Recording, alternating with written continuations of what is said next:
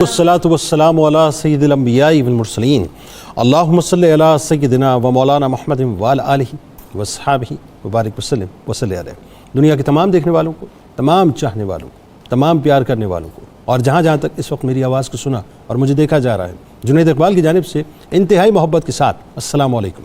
ایک بار پھر ناظرین، آپ کو پر نور صبح نور کے ساتھ میں دل کی گہرائیوں سے خوش آمدید کہتا ہوں، اور آئیے چلتے ہیں بلا توقف حضرت ابو انیس محمد برکت علی علیہ رحمہ کی تالیف اسماء النبی کریم صلی اللہ علیہ وآلہ وسلم سے رسول اللہ صلی اللہ علیہ وآلہ وسلم کا ایک اسم مبارک پڑھنے اور سننے کی سعادت حاصل کرتے ہیں۔ سیدنا المخبت صلی اللہ علیہ وآلہ وسلم، ہمارے سردار رجوع فرمانے والے، درود و سلام بھیجے اللہ آپ صلی اللہ علیہ وآلہ وسلم پر، آپ صلی اللہ علیہ وآلہ وسلم کے آل پاک پر اور صحابہ کرام رضوان اللہ تعالیٰ علیہم اجمعین پر۔ حضرت عبداللہ ابن عباس رضی اللہ تعالیٰ عنہ بیان کرتے ہیں کہ حضور نبی کریم صلی اللہ علیہ وسلم اکثر یہ دعا فرمایا کرتے تھے کہ یا اللہ، مجھے بہت زیادہ شکر ادا کرنے والا، تیرا ذکر کرنے والا اور صرف تجھی سے ڈرنے والا، صرف تیری ہی اطاعت کرنے والا، تیرے آگے جھکنے والا، تیرے ہی سامنے گریہ ازاری کرنے والا اور تمام امور میں تیری ہی طرف رجوع کرنے والا بنا دے۔ ناظرین کرام، آج انتہائی ممتاز شخصیت کی بارگاہ اقدس میں ہدیہ تہنیت ہم پیش کرنے جا رہے ہیں کہ تاریخ جب بھی غلامان مصطفیٰ صلی اللہ علیہ وآلہ وسلم کی فہرست کو دیکھے گی، مرتب کرے گی، مرتب کرتی رہے گی، تو 8ویں نام پر ناظرین، 8ویں نام پر جس عاشق رسول صلی اللہ علیہ وآلہ وسلم کا نام گرامی آتا ہے ناظرین، جو سنہری حروف میں لکھا ہے، وہ حضرت عبد الرحمن بن عوف رضی اللہ تعالیٰ عنہ ہیں کہ تاریخ کبھی اس بات کو فراموش نہیں کر سکتی۔ بات یہ ناظرین کہ یہ سب نگاہ مصطفیٰ صلی اللہ علیہ وآلہ وسلم اور عطائے مصطفیٰ صلی اللہ علیہ وآلہ وسلم کا کمال ہے کہ جس کو چاہیں، جب چاہیں، جیسے چاہیں عطا فرمائیں، کہ جس طرف اٹھ گئی دم میں دم آ گیا، اس نگاہ عنایت پہ لاکھوں سلام۔ کہ آج ایک ایسی پاک ہستی کا تذکرہ پاک ہے جن کی رفعتوں پر رفعتیں نازاں اور جن کے مراتب پر مراتب فخر سراپاں ہیں، کہ السابقون الاولون کا تاج ہی ناظرین عشق والوں کی دنیا اور غلاموں کے بازار میں اتنا نایاب ہے کہ دنیا کی ہر شے سے بڑھ کر ہے، کجا اس کے کہ ظہور اسلام سے لے کر قیامت کے دن تک جن ہستیوں کو اللہ تبارک و تعالیٰ نے ایسا مقدر عطا فرمایا کہ مقدر پر وہ ناز رہے گا کہ جن 10 ہستیوں کے مقدر پر زمین و آسمان رشک کرتے ہیں، جن کو دنیا ہی میں بزبان ابو القاسم صلی اللہ علیہ وآلہ وسلم اسٹیمڈ جنتی ہونے کا پروانہ ملا، جو عبد امر تھے مگر ان کو رحمان کا ایسا عبد کر دیا کہ دنیا انتہائی ادب سے سر جھکا کر ان کو عبد الرحمن بن عوف رضی اللہ تعالیٰ عنہ کے نام سے یاد کرتی ہے۔ یہ وہ ہستی ہیں ناظرین جن کو صدیقی نور کی رہنمائی سے صراط مستقیم کی شاہراہ نصیب ہوئی اور بارگاہ نبوت میں حاضر ہو کر مصطفی قافلے میں غلامی کی سند عطا ہوئی، اور یہ وہ ہستی ہیں جن کو سرکار دو عالم صلی اللہ علیہ وآلہ وسلم کی بارگاہ سے سرکار علیہ السلام کے ظہری پردے کے بعد ازواج مطہرات کی چاکری و محافظت کے بدلے نہایت صادق اور نیکوکار ہونے کی سند ملی۔ کہ میں ان عنایتوں پہ قربان جاؤں ناظرین کہ دو متل جندل کی مہم ہے اور سرکار مدینہ صلی اللہ علیہ وآلہ وسلم نے بلا کر یعنی آپ سوچئے ناظرین مقام اور مرتبہ کیا اور رفتیں اور شان کیا ہیں کہ جس کو سرکار دیکھ لیں ان کی دنیا پلٹ جائے، ان کی آخرت بدل جائے۔ ذرا سوچئے جن کو سرکار خود اپنی بارگاہ میں بلائیں اور اپنے دستے مبارک کے، جن دستے مبارک میں کائنات کے خزانوں کی کنجیاں موجود ہیں ناظرین، امامہ شریف اپنے دستے مبارک سے باندھیں، پیچھے شملہ چھوڑیں اور ہاتھ میں علم دے کر یہ فرمائے کہ بسم اللہ راہ خدا میں روانہ ہو جاؤ۔ جان نثاری کا ناظرین عالم یہ ہے کہ بدر سے لے کر سرکار دو عالم صلی اللہ علیہ وآلہ وسلم کے ظاہری پردے کے بعد شیخین کریمین کے دور مبارک تک کم و بیش تمام غزوات، جنگوں اور مارکوں میں شریک رہے، اور آپ رضی اللہ تعالیٰ عنہ کو یہ اعجاز حاصل ہے کہ آپ کی نشاندہی پر حضرت معاذ حضرت معاوض رضی اللہ تعالیٰ عنہما نے امت کے فرعون ابو جہل کو واصل جہنم کیا تھا۔ خلیفہ اول کے عہد میں حضرت عبد الرحمن بن عوف رضی اللہ تعالیٰ عنہ ایک مخلص مشیر اور صاحب الرائے رکن کی حیثیت سے ہر قسم کے مشوروں میں شریک رہے۔ فاروق اعظم رضی اللہ تعالیٰ عنہ نے مسند خلافت پر قدم رکھنے کے ساتھ نظام خلافت کو پہلے سے زیادہ منظم اور مرتب کر دیا۔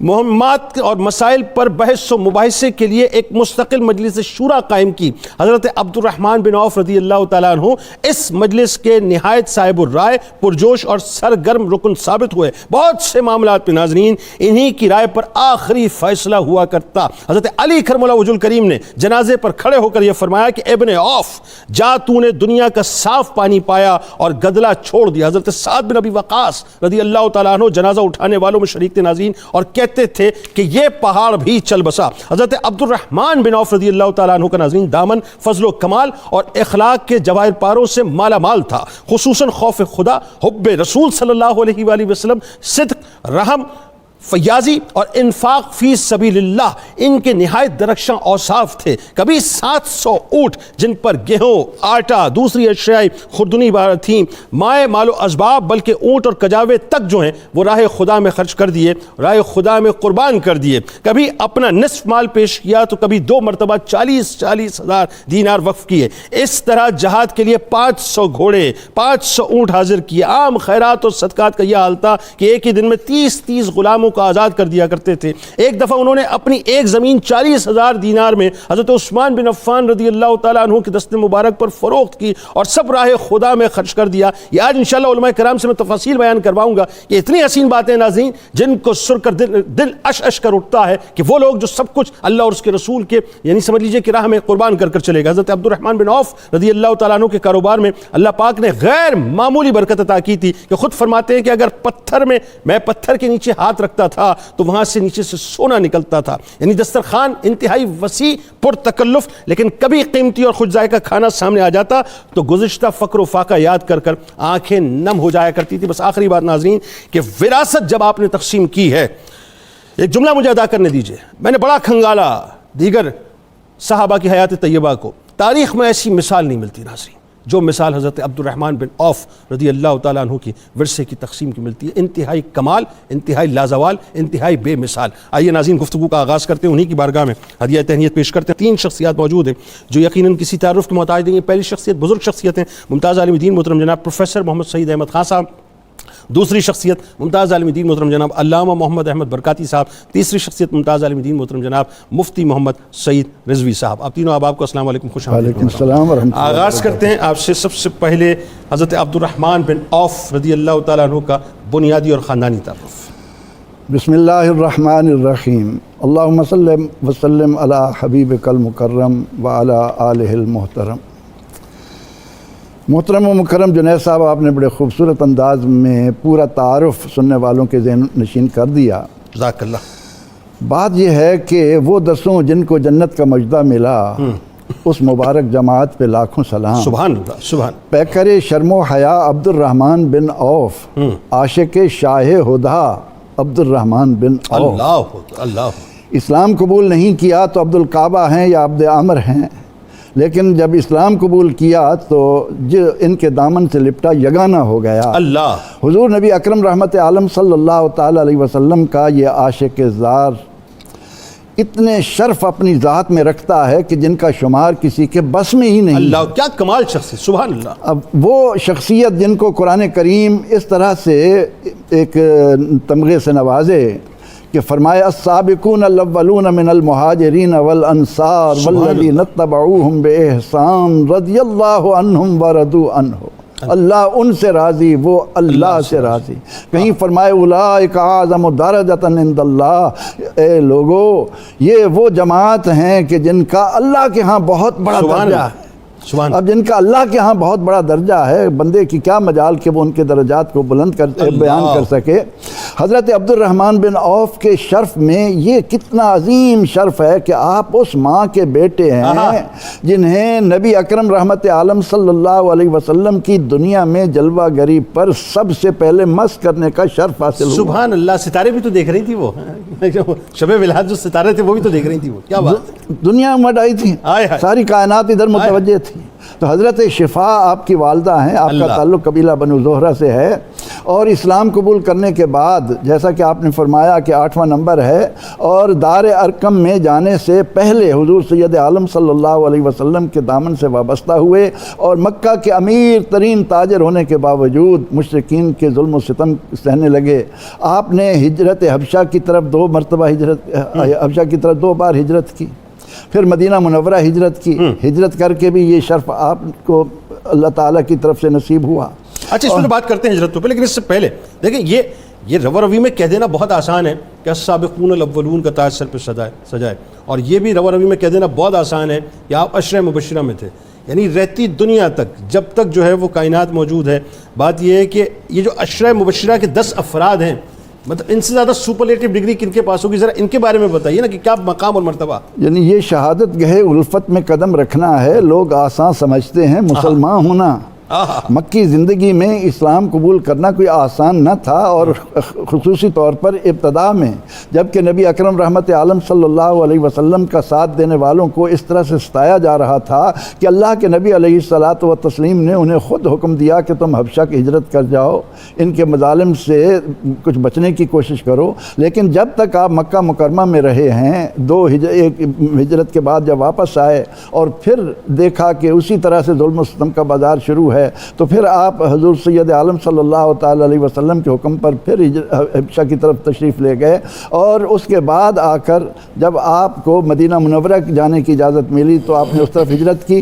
تو مکی زندگی میں نبی اکرم رحمت عالم صلی اللہ علیہ وسلم کے ساتھ سایہ بن کر حضرت صدیق اکبر رضی اللہ عنہ ان 7-8 لوگوں کی جماعت لے کر نبی اکرم رحمت عالم صلی اللہ علیہ وسلم، کیونکہ یہ تجار کا گروپ تھا، مکہ میں تجار کا گروپ تھا صدیق اکبر رضی اللہ عنہ بھی، اور پھر وہ سارے سمجھتے تھے کہ سیدنا صدیق اکبر رضی اللہ تعالیٰ عنہ اصابت رائے میں، کسی چیز کا انجام سوچنے میں، کوئی فیصلہ کرنے میں، تو ان کے کہنے پر جب وہ یہ لے کر آئے تو وہ سب کے سب حضور سید عالم صلی اللہ تعالیٰ علیہ وسلم کے دامن سے وابستہ ہو گئے، اور آپ صلی اللہ علیہ وسلم کا ساتھ دینے میں وہ اذیتیں، میں یہ کہا کرتا ہوں کہ ہم کتنے خوش نصیب ہیں کہ ہمیں تو پلیٹ میں رکھ کر اسلام دے دیا گیا، ایسے ہی لیکن جب ہم ان حالات کو دیکھتے ہیں کہ سیدنا حضرت بلال حبشی ہوں، سیدنا خباب بن الارت ہوں، تو پھر اندازہ ہوتا ہے کہ ان حضرات نے، ان نفوس قدسیہ نے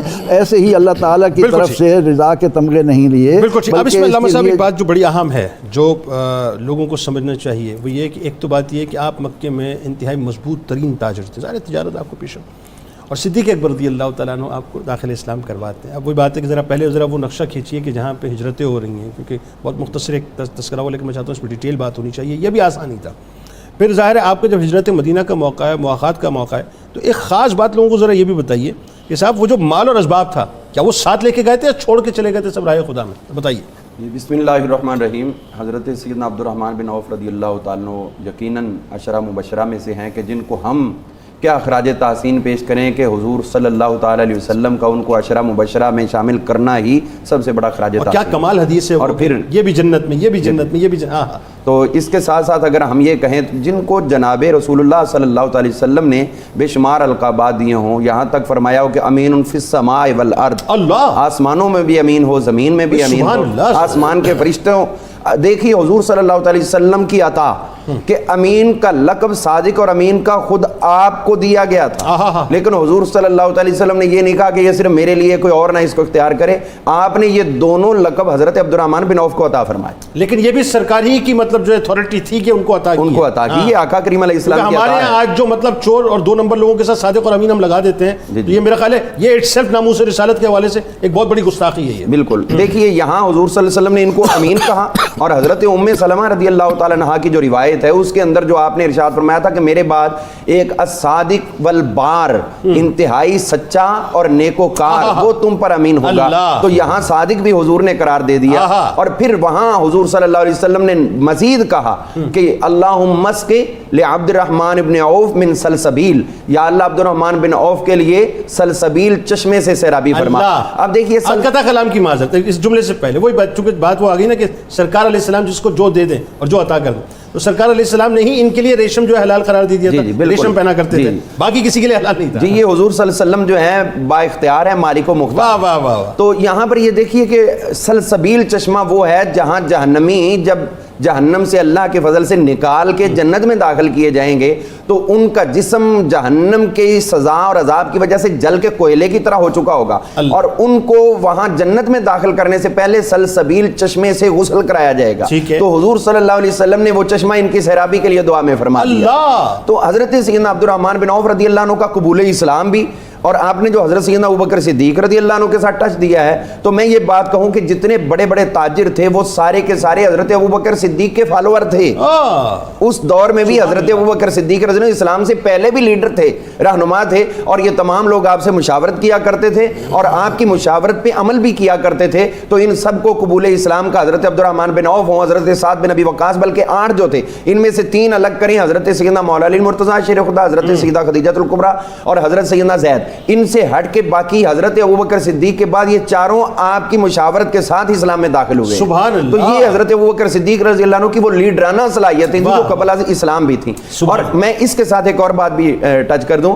حضرت ابوبکر صدیق کا جب اپنا وصال ہوا تو اس وقت حضرت عبد الرحمن بن عوف نے خواب دیکھا، اور وہ خواب دیکھ کر یہ وہ ٹائم تھا جب حضرت عمر فاروق رضی اللہ عنہ کی بیعت کی جا رہی تھی. تو آپ وہاں پر آئے، کہنے بیعت تو کی، تو کہنے لگے میں نے ابھی رات کو ایک خواب دیکھا ہے. وہ خواب یہ دیکھا کہ خالد بن ولید دمشق کے اندر گئے، ملک شام میں، دمشق کے گرد فصیل ہے، اور خالد بن ولید اور ان کے ساتھیوں نے اس شدت سے نعرے بلند کیے تکبیر کے کہ وہ فصیل جو ہے وہ گر گئی ہے ان نعروں کی وجہ سے اور غائب ہو گئی، اور آپ بزور طاقت وہاں داخل ہو گئے ہیں اور آپ کے سامنے آگ جلتی تھی جو آپ کے نعروں کی برکت سے سرد ہو گئی ہے. مجھے اس کی تعبیر سمجھ نہیں آئی. حضرت مولا علی المرتضیٰ شیر خدا وہاں موجود تھے. فرمایا جو تم نے آج رات خواب دیکھا، جی آج رات، تو فرمایا مبارک ہو تمہارے خواب نے یہ تعبیر دی ہے کہ آج رات دمشق فتح ہو چکا. تو یہ ان لوگوں کے ساتھ ان کے جو معاملات تھے پیار و محبت کے. اور میں سخاوت کے اعتبار سے عرض کروں، جنہوں نے حضور صلی اللہ علیہ وسلم کی خدمت میں ایک موقع پر نہیں بار بار بے شمار بار اپنا مال پیش کیا. ایک مرتبہ 8000 درہم تھے تو 4000 حضور کی خدمت میں پیش کیے. حضور صلی اللہ علیہ وسلم نے دست رحمت اٹھائے، یا اللہ جو اس نے پیش کیا اس میں بھی برکت دے اور جو گھر چھوڑ آیا اس میں بھی برکت دے. اب دیکھیے گھر والے میں تو برکت ہوگی، جو دے دیے وہ تو دے دیے، لیکن یہاں برکت دینے سے مراد یہ کہ جو اس نے دے دیے یا اللہ اتنا اجر نہ ہو بلکہ اس کا اجر بڑھتا ہی چلا جائے. اچھا، اس میں ایک بات علامہ صاحب اور خاص طور پہ جو میں چاہ رہا ہوں کہ 2-4 جملوں میں بات آ جائے تاکہ ہم بات آگے بڑھائیں، کہ جب آپ نے ہجرت فرمائی ہے تو سب کچھ مکے میں چھوڑا، ایک بات. جی جی. پھر حضرت سعد بن ربیع رضی اللہ تعالیٰ عنہ سے جب آپ کی جو ہے وہ اپنا مواخات کروائی گئی ہے تو آپ یہ دیکھیے کہ وہ بھی اسٹرانگ ترین مطلب شخصیت تھے مدینہ. جی، اس میں حضور صلی اللہ علیہ وسلم یقیناً عقل کل آپ کو اللہ نے عطا فرمائی ہوئی تھی. دنیاوی فہم و فراست دین کی تو تھی، آخرت کی ہر جگہ پہ. تو حضور صلی اللہ علیہ وسلم نے جہاں مواخات فرمائی وہاں پر بھی لیول دیکھ کے کروائی. تو حضرت عبد الرحمن بن عوف رضی اللہ عنہ کا حضرت سعد بن ربیع کے ساتھ لیول تھا. یہ قبا کی بستی کے قریب ان کی رہائش تھی. تو یہ بھی سردار تھے اپنی بستی کے. تو 2 ازواج تھیں. تو حضور صلی اللہ علیہ وسلم کے اس غلام کے پاس بھی بے شمار مال تھا، یہ بھی چھوڑ آئے تھے بے شمار. تو آپ نے فرمایا کہ جو بے شمار مال چھوڑا ہے نا تو کہیں یہ نہ خیال کرے کہ ادھر اتنا امیر تھا حضور کے ساتھ آیا تو اب غربت آ گئی. تو اس کا بھائی بنایا جس کے پاس مال تھا. انہوں نے بھی کہا میں مال کے 2 حصے کرتا ہوں، گھر کے 2 حصے کرتا ہوں، ایک تم لے لو ایک میں لے لوں. انہوں نے کہا چھوڑو یار یہ باتیں، بس مجھے بازار کا راستہ دکھاؤ، میں جانوں پھر میرا کام جانے. اور یہاں پہ ایک اور بات عرض کرنا چاہوں گا. حضرت سیدنا عبد الرحمن بن عوف رضی اللہ تعالیٰ عنہ، آپ نے جو حضور صلی اللہ علیہ وسلم کی عطا تھی وہ ختم نہیں ہوئی، بلکہ جب ملک شام فتح ہوا تو آپ نے فرمایا فلاں فلاں فلاں علاقہ فتح ہوا کہ نہیں. صحابہ نے عرض کیا کہ ابھی نہیں ہوا. تو آپ نے فرمایا فلاں فلاں علاقہ فتح بھی ہوگا اور میں زندہ بھی رہوں گا. حضور صلی اللہ علیہ وسلم نے اس کی ملکیت مجھے عطا فرمائی. سبحان. اس میں گفتگو کریں گے اور اس میں خاص بات یہ ہے کہ سب کچھ عشق مصطفیٰ صلی اللہ علیہ وسلم میں قدمین شریفین پر قربان کیا. مکے سے ہجرت کر کے مدینہ ہے، اب زیرو ہے، مالی طور پہ زیرو ہے نا، اب زیرو سے آغاز کر رہے ہیں، مجھے بازار کا راستہ دکھاؤ. اور پھر آخر میں جو ورثہ تقسیم کیا ہے، ناظرین سنیے گا بات، یہ عشق کہاں کہاں پہنچاتا ہے ہمیں پتہ ہی نہیں. ہم تو کیلکولیٹ دنیاوی اعتبار سے کرتے ہیں نا. اللہ نے دنیا بھر بھر کے کیسے آپ کے قدموں پہ دیے، یا آخر تک آپ نے رہنا ہمارے ساتھ، آپ کو بتائیں گے انشاءاللہ. اور تعاون کے حوالے سے ایک روایت آپ کی وہ بھی آج بڑی ریلیونٹ ہے آج کے موقع کے حوالے سے. لیکن اس سے قبل یہ بتائیے ذرا کہ سرکار علیہ السلام ظاہر ہے کے ساتھ غزوات میں آپ کی شرکت، سائے کی طرح رہنا، پھر جنگوں اور مہمات میں جو آپ کا کردار ہے، ذرا وہ تفصیل سے بتائیے. بسم اللہ الرحمن الرحیم. جیسا کہ آپ کے تعارف میں یہ باتیں ہو گئیں کہ آپ انتہائی زیرک، دنا، شجاع اور بہت عقل رکھنے والی شخصیت تھیں. نبی پاک صلی اللہ تعالی وسلم کے ساتھ اس دور میں آپ شامل ہوئے جب اسلام پہ آنا یا اسلام پہ قائم رہنا انتہائی مشکل اور تکلیف دہ تھا، بہت بڑا آزمائش کا دور. ٹھیک، وہ بھی آپ نے گزارا. مدینہ طیبہ میں جب آ گئے حضور کے ساتھ تو اب غزوات کا سلسلہ شروع ہوا. تو غزوہ بدر میں آقا کریم صلی اللہ تعالی وسلم کی معیت میں آپ بھی گئے، اور یہ بڑی سختی کا دور تھا، حالات ایسے تھے نہیں کہ اسلحہ، تلواریں، تیر، گھوڑے، نیزے پورے ہوتے، لیکن پھر بھی گئے اور وہاں بہت کمال کے ساتھ، بے جگری کے ساتھ لڑتے رہے، اور لڑتے لڑتے وہ وقت بھی آیا، آپ فرماتے ہیں کہ میں نے اپنے دائیں بائیں دیکھا تو مجھے تھوڑی سی حیرت ہوئی، چھوٹے چھوٹے بچے میرے دائیں بائیں کھڑے ہیں، میرے ساتھ بھی کوئی کڑیل جوان ہوتے تو میں ان کے ساتھ مل کے ایک زوردار حملہ کرتا کافروں پہ، اب یہ بچے ہیں، اسلام کے بچے ہیں، ہمارے بیٹے ہیں، تو یہ آ تو گئے ہیں، میں اب ان کی حفاظت کروں گا یا آگے لڑوں گا جا کے؟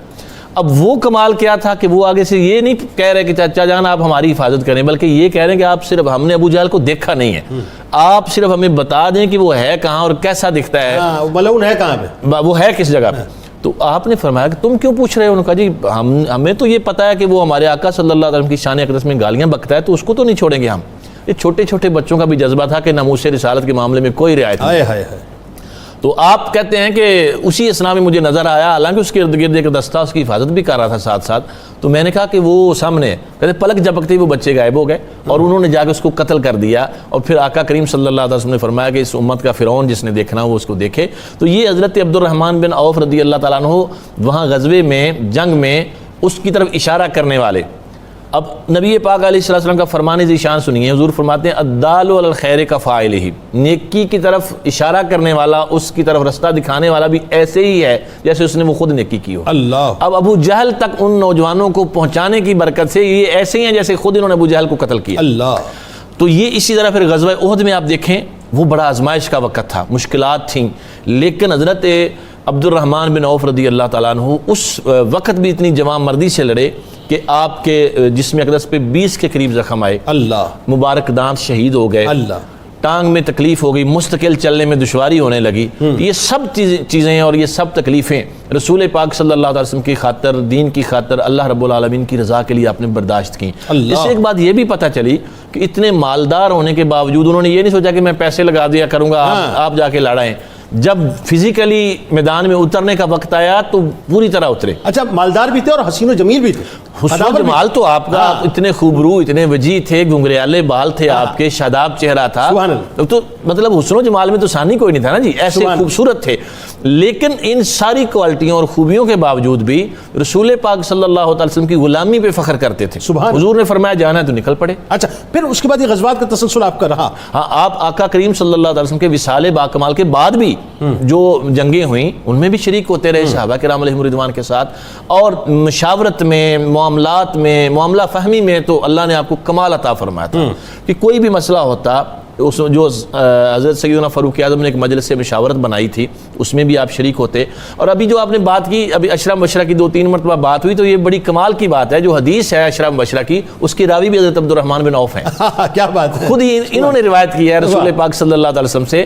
اچھا، اب نبی کریم صلی اللہ علیہ وسلم نے ان کو جو شانیں بخشیں، جو اعزازات بخشیں، ہم نے ایک حدیث پاک سنی ہے، آقا کریم علیہ السلام نے فرمایا کہ اللہ کا کوئی بھی نبی اس وقت تک دنیا سے پردہ نہیں فرماتا جب تک وہ اپنی امت کے کسی صالح مرد کے پیچھے نماز ادا نہیں کرتا۔ اللہ، یہ اعزاز اس امت میں 2 لوگوں کو نصیب ہوا، ایک حضرت سیدنا صدیق اکبر رضی اللہ تعالیٰ عنہ، سبحان اللہ، تقریباً 17 نمازیں آقا کریم صلی اللہ علیہ وسلم نے ان کے پیچھے ادا فرمائی، ان کو شرف بخشنے کے لیے۔ اللہ، اب یہ جو ضابطہ ہے نا کہ امام افضل ہوتا ہے، ہر جگہ پہ یہ ضابطہ نہیں ہے، یہاں حضور ہی افضل ہے۔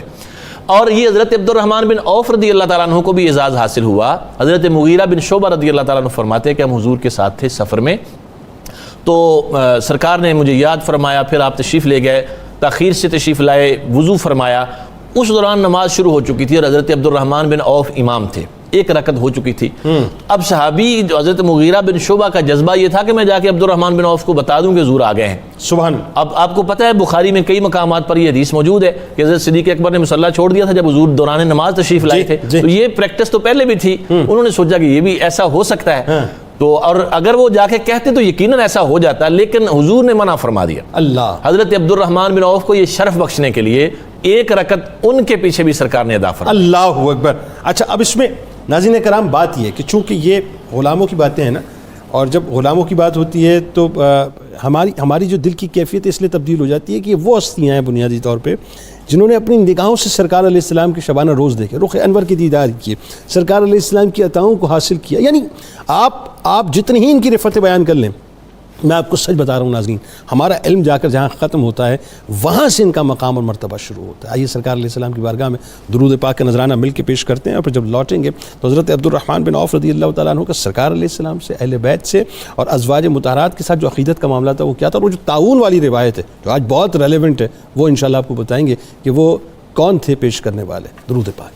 اللهم صل على سيدنا ومولانا محمد وعلى سيدنا علي وسيدتنا فاطمة وسيدتنا زينب وسيدنا حسن وسيدنا حسين وعلى آله وصحبه وبارك وسلم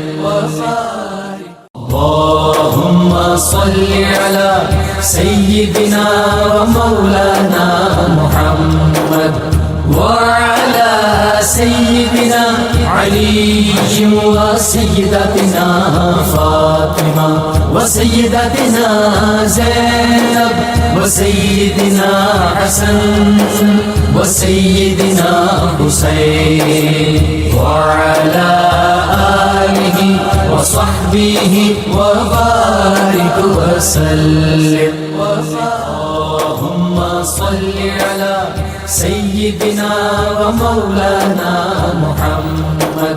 ایک بار پھر ناظرین میں آپ کو خوش آمدید کہتا ہوں حضرت عبد الرحمن بن عوف رضی اللہ تعالیٰ عنہ کی بارگاہ اقدس میں آج ہم ہدیہ تہنیت پیش کر رہے ہیں، اور اس دعا کے ساتھ، اس یقین کے ساتھ کہ انشاءاللہ کل بروز محشر ان کے غلاموں کی فہرست میں ہمارا نام بھی شامل ہوگا۔ پروفیسر صاحب، سرکار علیہ السلام سے، اہل بیت سے، ازواج مطہرات سے جو آپ کی عقیدت تھی خاص طور پہ، پھر وہ جو تعاون والی روایت، چونکہ آج کرونا وائرس کے مطلب اس کرونا ورلڈ کے اندر بڑی ریلیونٹ ہے، وہ ذرا بتائیے پہلے۔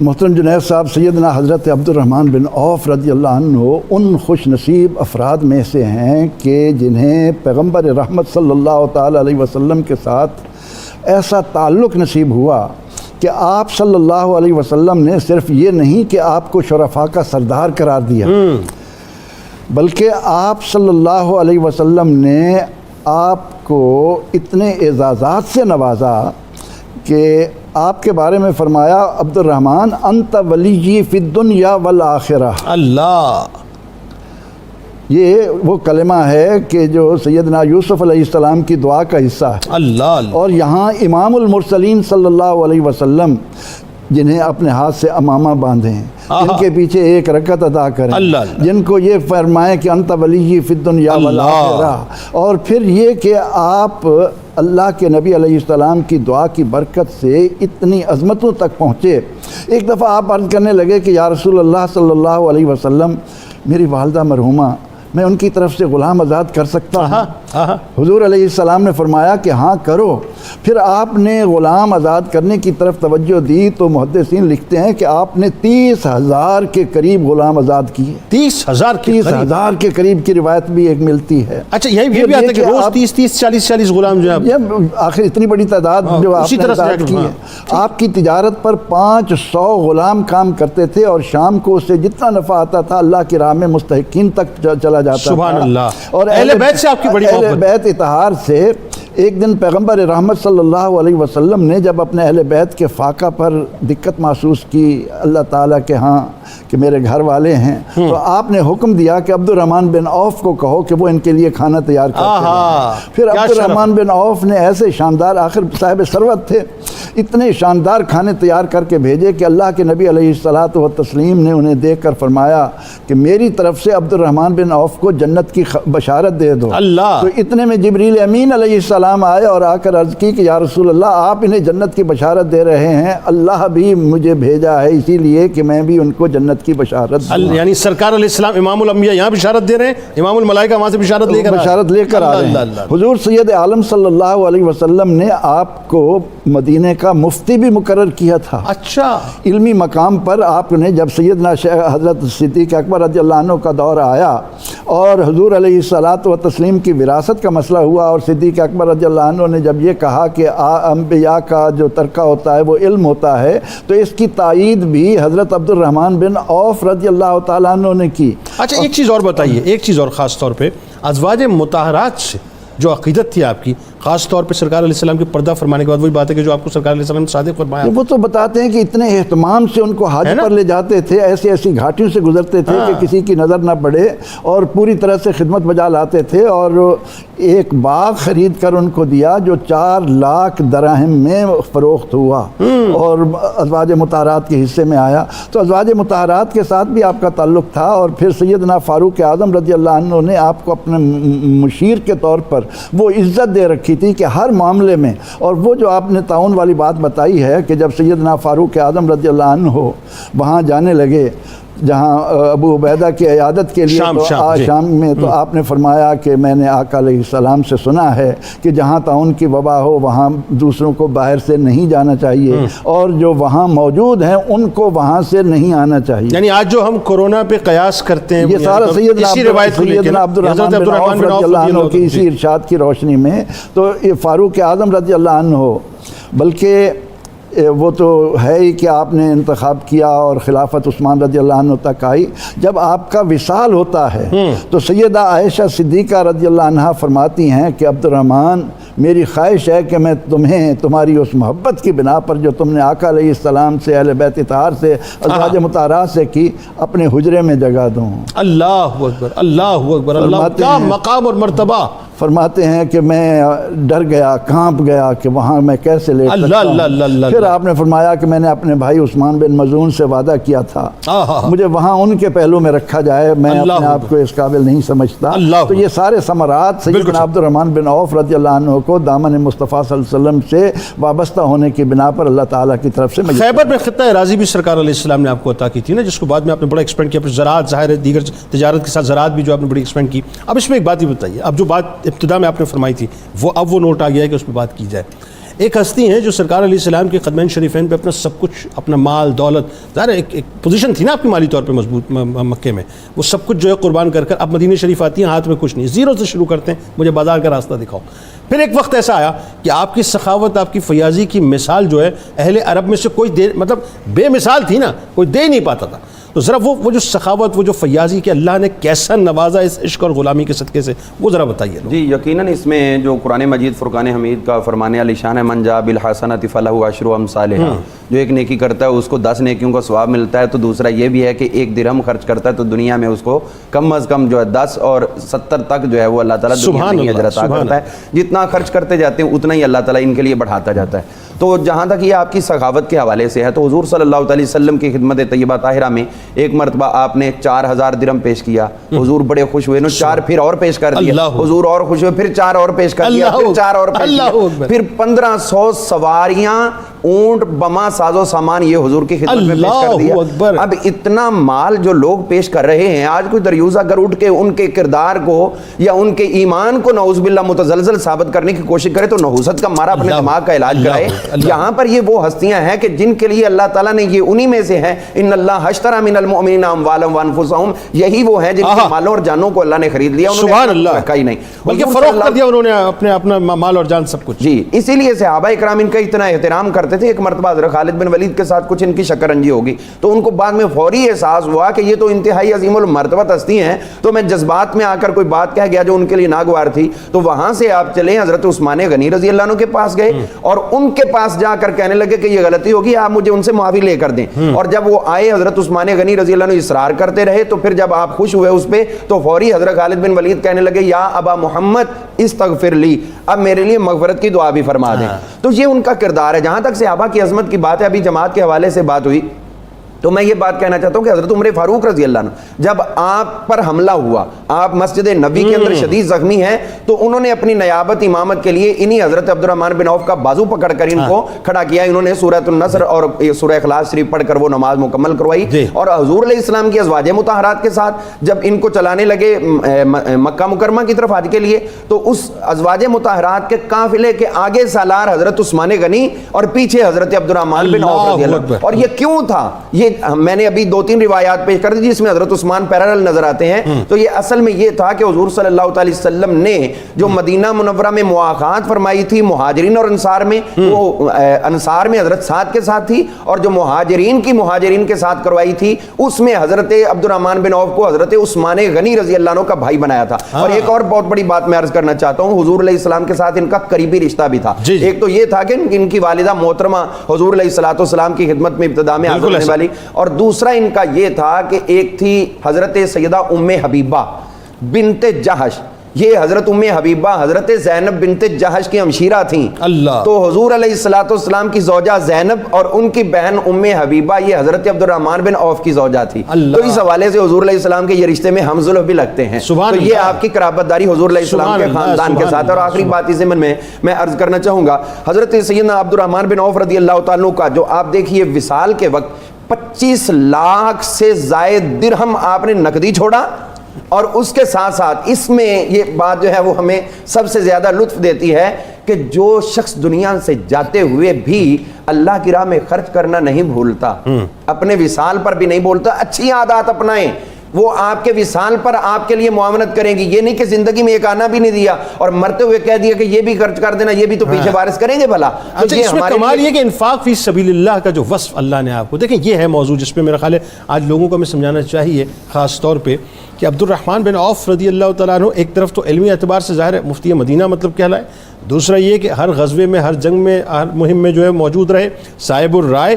کمال یہ کہ تجارت میں بھی عروج پایا. لیکن وہی بات ہے کہ انفاق فی سبیل اللہ جو ہے وہ بھی آپ کی شخصیت کا وصف، یعنی ایک شخصیت اس کی اتنی جہت ہے کہ میں آپ کی اجازت سے ایک لفظ اور بولنا چاہوں گا. حضرت عمر فاروق جب خلیفہ بنے تو پہلا حج انہی کی امارت میں ہوا، اور حضرت عثمان جب خلیفہ بنے تو بھی پہلا حج انہی کی امارت میں. جناب آپ کے خصائص میں. جناب بات آگے بڑھاتے ہیں. مفتی صاحب آخر میں دیکھیں اب اس میں جو وراثت کی طرف جو آپ ذکر فرما رہے تھے، میں چاہتا ہوں اس پہ ذرا سا تھوڑا سا آپ کھل کے ذرا روشنی ڈالیں، کیونکہ یہ ایک بہت بڑی بات ہے کہ جب میں روایتیں پڑھتا ہوں نا کہ صاحب ایک وہی بات جیسا کہ ہم نے بات کی کہ مکے میں سب چھوڑا، مدینے میں زیرو سے شروع کیا، اور پھر ایک وقت ایسا کہ جب وراثت تقسیم ہو رہی ہے تو سونے کی اینٹیں جب کاٹی جا رہی ہیں تو کاٹنے والوں کے ہاتھ متورم ہو گئے. تو وہ ذرا جس انداز سے آپ نے جو اس میں خاص طور پہ جو تلقین فرمائی تھی کہ ازواج مطہرات کے لیے کیا ہو، جو بدری صحابہ ہیں ان کے لیے کیا ہو، دیگر صحابہ کے لیے کیا ہو، وہ ذرا بتائیے نا محبت کا. دیکھیے تجارت تو سب لوگ کرتے ہیں، جتنے بھی تاجر ہوتے ہیں، ان کو کوئی خاص اللہ پاک کی طرف سے عطا تھی. ایک تو رسول پاک صلی اللہ علیہ وسلم نے ان کے لیے فرمایا تھا کہ عبد الرحمن ابن عوف من تجار الرحمن، یہ عبد الرحمن بن عوف جو ہیں یہ اللہ کے تاجروں میں سے ایک تاجر. اللہ. اور آپ خود فرماتے تھے کہ میں تو کماتا ہی خرچ کرنے کے لیے ہوں. اس کے باوجود اتنا جمع ہوتا تھا، خرچ کرتے رہتے برکت اتنی زیادہ تھی کہ وہ ختم ہونے کا نام ہی نہیں لیتا. جب فرماتے کہ میں مٹی مار ڈالتا ہوں، آپ فرماتے تھے لو رفعت حجرا، اگر میں پتھر اٹھاؤں میں اس کے نیچے بھی سونا اور چاندی پاؤں. واہ واہ واہ سبحان اللہ، کیا بات. جو ہم عام ایک جملہ نہیں بولتے کہ پتھر کو ہاتھ لگائے تو سونا، اصل میں یہ استعارہ ہے اس سے کنایہ کے طور پر ہے. یعنی اللہ نے میرے ہاتھ میں میری تجارت میں اتنی برکت رکھی ہے کہ میں اگر پتھر بھی اٹھاتا ہوں تو اس کے نیچے سے سونا نکل. کسی میں نے صوفی کو سنا تو وہ یہ کہتے تھے کہ جس کو معاش کی تنگی ہو، اگر وہ حضرت عبد الرحمن بن عوف رضی اللہ تعالیٰ عنہ کی بارگاہ میں 2 رکعت نفل ادا کر اللہ سے ان کے توسط سے دعا کرے تو اس کی معاش کی تنگی دور ہو جائے. بہت بالکل ایسے ہی ہے. اور پھر حضرت عبد الرحمن بن عوف کی تجارت کا یہ عالم تھا کہ ام المومنین حضرت سیدہ عائشہ صدیقہ رضی اللہ تعالیٰ عنہ اپنی حجرہ پاک میں تشریف فرما دی. شور و غل سنا، پوچھا کہ کیا ہوا، اتنا شور کیوں ہے؟ کہا جی عبد الرحمن بن عوف کا قافلہ آیا ہے تو وہ اس کا یہ شور ہے. 700 اونٹوں پہ لدا ہوا ساز و سامان. اللہ، 700 اونٹ کہہ دینا آسان ہے. 700 کہہ دینا آسان ہے، صرف اونٹوں کی گنتی آپ کریں. اچھا پھر اس پر ساز و سامان. تو ام المومنین نے فرمایا کہ میں نے رسول پاک صلی اللہ علیہ وسلم سے سنا تھا کہ عبد الرحمن بن عوف جو ہے یہ لڑکھڑاتے قدموں کے ساتھ جنت میں جائیں گے. آئے ہائے ہائے. تو یہ بات حضرت عبد الرحمن بن عوف تک پہنچی تو فوراً حاضر ہو گئے اور آ کے عرض کیا کہ ماں جی یہ سارا کچھ، یہ 700 اونٹ، یہ ساز و سامان، حتیٰ کہ اونٹ ان کے سب کچھ سمیت، کجاوے وغیرہ سب جو کچھ بھی تھا سب کچھ سمیت میں راہ خدا میں پیش کر. اللہ اللہ. اور ایک جو ان کو نبی پاک صلی اللہ علیہ وسلم نے ان کے لیے فرمایا تھا کہ یا ابن عوف انک من الاغنیاء، اے عبد الرحمن بن عوف تو ایک مالدار آدمی ہے. وَإِنَّكَ سَتَدْخُلُ الْجَنَّةَ حَبْوًا، تو جنت میں جائے گا لیکن تھوڑا لڑکھڑاتے قدموں کے ساتھ. لیکن اس کا آگے طریقہ بتایا اس سے نکلنے کا. فَقْرِضِ اللَّهَ يُطْلِقْ لَكَ قَدَمَيْكَ، تو اللہ کو قرض دے, اللہ تیرے قدموں کو آزاد کر دے گا. سبحان اللہ. یعنی یہ جو اتنی عمارت, اس میں کوئی ان کو نعوذ باللہ ایسا نہیں کہ ان کے کوئی گناہ تھے جس کی وجہ سے, حساب اتنا لمبا چوڑا تھا, اتنا کمایا, اتنا خرچ کیا, اس میں ٹائم لگنا تھا. تو اس لیے کہا کہ تو اللہ کو قرض دے, اللہ تیرے قدموں کو یعنی آزاد دوسرے کر. لفظوں میں اگر میں کہوں تو یہ غلط نہ ہوگا کہ اس وقت غلامان رسول صلی اللہ علیہ وسلم میں سب سے بڑی امپائر آپ کی تھی. یہ ایسے ہی ہے. آپ ایک امپائر کی حیثیت. اچھا, کمال یہ ہے کہ جوڑ جوڑ کے نہیں بنائی آپ نے, مطلب کمایا جوڑ جمع کر لیا, کمایا جمع کر لیا, پھر جا کے کہیں بنی. کماتے تھے, خرچ کرتے جاتے تھے, کماتے تھے, خرچ کرتے, اللہ ملٹیپلائی کر ہی جاتا تھا. اچھا, وہ جو آخر میں ہوا ذرا وہ بتائیے نا. جی وہ اب میں وصیت آپ نے فرمائی, وہ آپ پہلے بھی آپ نے بتا دیا, انٹرو میں بھی بات ہو گئی کہ اتنا مال تھا آپ کا, اتنا برکاتی صاحب نے بھی مینشن کیا کہ آپ نے تو کچھ چیزیں وصیت میں فرما دیں کہ یہ کرنا ہے, مطلب ازواج مطہرات رضی اللہ تعالیٰ عنہ کی خدمت میں اتنا, رضی اللہ تعالیٰ عنہ کی خدمت میں اتنا پیش کرنا ہے. ہر بدری صحابی کے لیے 400 دینار کی آپ نے وصیت فرمائی. حتیٰ کہ حضرت عثمان غنی نے بھی اس سے حصہ لیا, حالانکہ آپ امیر المومنین تھے, خلیفہ بکر تھے. تو چونکہ بدری صحابی, آپ کا شمار بدری صحابیوں میں ہوتا ہے, اگرچہ آپ بدر میں شریک نہیں ہوئے تھے, لیکن وہ حضور کی عطا سے آپ بدری ہی شمار ہوتے ہیں. تو ان میں سے آپ نے بھی حصہ لیا, باقی سب نے بخوشی حصہ لیا کہ عبد الرحمن بن عوف 100 کے قریب صحابہ موجود. جی تو سب نے حصہ لیا, اور پھر ازواج مطہرات امہات المومنین کی خدمت میں پیش کیا. اچھا, ایک بات یہ بھی ذہن میں رکھنی چاہیے کہ ہم پڑھتے ہیں اکثر کہ فلاں صحابی نے اتنا پیش کیا, فلاں نے اتنا پیش کیا, اتنوں تو ہزاروں لاکھوں چیزیں بنتی ہیں. تو جب بھی ذکر آتا ہے تو یہی آتا ہے کہ فقہ فرما لیا یا جو کی روٹی تناول فرمائی امہات المومنین. اس کی وجہ یہ ہے کہ وہ جو آتا تھا اسی وقت رائے خدا میں خیرات وہ خیرات کر دیتی تھی, جمع کرنے کی کوئی لالچ تھی ہی نہیں, طمع ہی نہیں تھی. ایسے ہی ان میں بھی تھا. اور اپنا عالم یہ تھا کہ یہ تو شاہی میں گدائی والے انداز میں جیتے تھے, اتنے مالدار ہونے کے باوجود بھی انتہائی سادہ کھانا.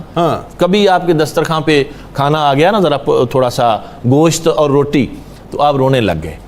تو ساتھیوں نے پوچھا کہ رونے کیوں لگے؟ کہا مصعب بن عمیر شہید ہوئے, وہ مجھ سے کہیں بہتر تھے. اللہ, اور وہ اپنے دور کے وہ بڑے امیر تھے اور بڑے لاڈلے اور نازوں میں پلے ہوئے تھے. تو کہا کہ جب ان کو اپنا کفن دینے لگے تو کپڑا اتنا ہمارے پاس کم تھا کہ پاؤں پہ ڈالتے تھے تو چہرہ ننگا رہتا تھا.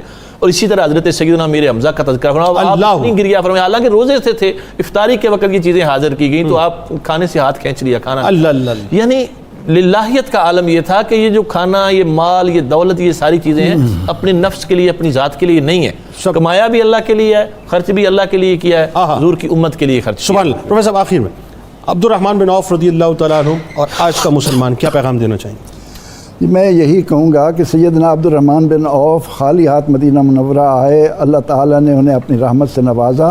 انہوں نے قرآن پاک کے اس حکم کو سامنے رکھا کہ مثل الذین ينفقون اموالهم فی سبیل اللہ کمثل حبۃ انبتت سبع سنابل فی کل سنبلۃ مئۃ حبۃ.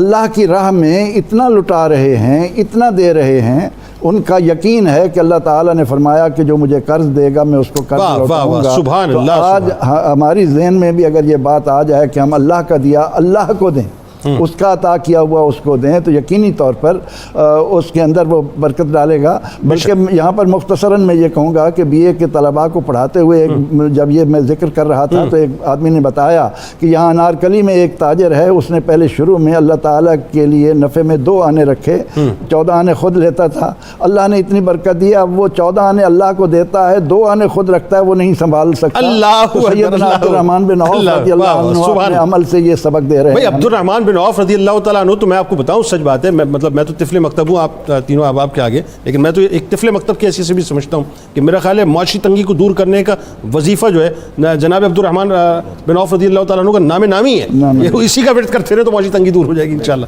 کیونکہ بات یہ ہے کہ نسبت غلامی کی ہے نا. اچھا, اب اس میں ایک اور بات جو آخر میں بس پیغام کی صورت میں کہ یہ بھی, اور ساتھ ساتھ جو آپ کی کثرت ازواج کا معاملہ, پھر آپ کی جو اولاد کا معاملہ, پھر عبادات اور حج بھی اسی طرح سے ہو رہے ہیں, یعنی وہاں بھی کہیں مطلب کسی قسم کا سکم نہیں. شوق دیا ہوا تھا, بلکہ ایک موقع آیا جب آپ بے ہوش ہو گئے, لوگوں کو لگا کہ جیسے آپ کا انتقال ہو گیا ہے. تو اس وقت آپ کی ایک زوجہ ام کلثوم بنت عقبہ تھیں, تو وہ وہاں سے چل کر مسجد نبوی شریف میں آ گئی. خامد بے ہوش پڑے, وہ مسجد نبوی میں آ گئے اور نماز پڑھنے لگی. لوگ کہنے لگے آپ کے خامد بے ہوش پڑے ہیں اور آپ ادھر نماز پڑھ رہے ہیں. انہوں نے کہا کیا قرآن پاک نہیں فرماتا واستعینوا بالصبر والصلاۃ, صبر اور نماز کے ذریعے مدد طلب کرو, تو یہ مدد مانگ رہی ہوں. ادھر ان کی نماز مکمل ہوئی, ادھر آپ ہوش میں آ گئے اور پوچھا گیا کہ یہ کیا معاملہ. انہوں نے کہا 2 فرشتے آئے لے کے جا رہے تھے, ایک نے کہا یہ کون ہے, انہوں نے کہا یہ عبد الرحمن بن عوف کو لے کے جا رہے ہیں. انہوں نے کہا یار چھوڑو, یہ تو اپنی ماں کے شکم سے ہی سعادت مند پیدا. اللہ سبحان اللہ. آخر میں میرا پیغام اس میں یہ ہے جی, آپ کی شخصیت کے حوالے سے جو 6 لوگوں کے نام حضرت فاروق اعظم نے پیش کیے تھے خلیفہ کے لیے، ان میں سب سے پہلا جس نام کو وڈرا جس نے کیا تھا وہ یہ تھے، اپنا نام خود وڈرا کیا تھا کہ میں خلافت نہیں لینا چاہتا۔ تو اس سے ہمیں پیغام کیا ملتا ہے، سبق کیا ملتا ہے کہ آپ مال و دولت والے ہیں تو ضروری نہیں کہ ہر عہدے پہ آپ ہی قبضہ کر لیں، آپ بیٹھ جائیں، اور دیگر جو لوگ ہیں ان کو بھی آپ حق دیں۔ تو آپ نے اپنی شخصیت کو پیچھے کیا، حالانکہ پوری طرح اہل تھے آپ خلافت کے، اور فاروق اعظم جیسی شخصیت نے نام لکھے تھے، ان میں آپ کا بھی نام تھا، اور حضور جن کو امین فرما کے جائیں تو انہوں نے کہا کہ مجھے خلافت نہیں چاہیے، میں ویسے ہی خدمت کرنا چاہتا ہوں۔ اور پھر یہ خلافت کا جو قضیہ تھا اس کو نپٹایا بھی آپ نے بڑے احسن انداز میں۔ تو یہی سبق ہے، یہی پیغام ہے ان کی زندگی کا کہ اپنی ذات کی نفی کریں اور امت کا بھلا کریں۔ بالکل، آپ تینوں آپ کا بہت شکریہ، آپ تشریف لائے۔